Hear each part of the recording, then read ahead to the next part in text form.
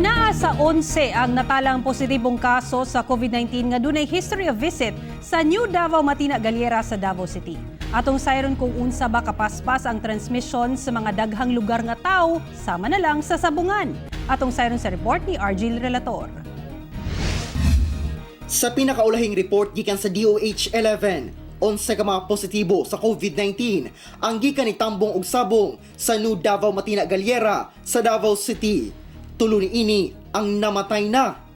Sa maong panagtapok nga gitambungan sa gatusan ka mga sabungero, unsa ba kapaspas ang transmission sa virus? The only way we can establish that is kung matrace na nato silang tanan ug ma-check nato kung kano sila nag-infection, nag-symptoms, no? So wala pa magutan asa-isa pata nakatunga. Hinuon 2.5% ang declared reproductive rate sa virus gikan sa infected nga tao o carrier sa virus. Pinaagi sa droplet transmission, matakdan ang taong nakahimamat sa nagpositibo kinsa posibleng makatakudsab sa laing tao.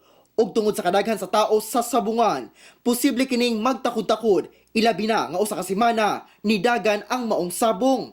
Ambot pa sabot ini, duha hangtod tulo ka tawo ang pwede matakdan sa usa ka tawo nga positive. Sumala sa pagtuon sa mga eksperto, 3,000 hangtod 100,000 ka droplet sa laway o sipon ang mutalsik gikan sa baba o ilong sa matag paghatching o pag-ubo. Mamahimong mulupad ang droplets sa gipaspason nga 80 hangtod 160 kilometers per hour. Sa matag droplet, dunay sulod nga virus nga mamahimong masimhot o matulon sa laing tao, musulod sa mata o dili bakaha mupilit sa mga gamit. Sumala sa DOH ang planong pagpatuman sa Enhanced Community Quarantine sa Davao City, dakong tabang sa pagpahinay sa transmission sa virus ug aron mas mapadali sab ang tracing sa mga nakahimamat sa mga positibong kaso.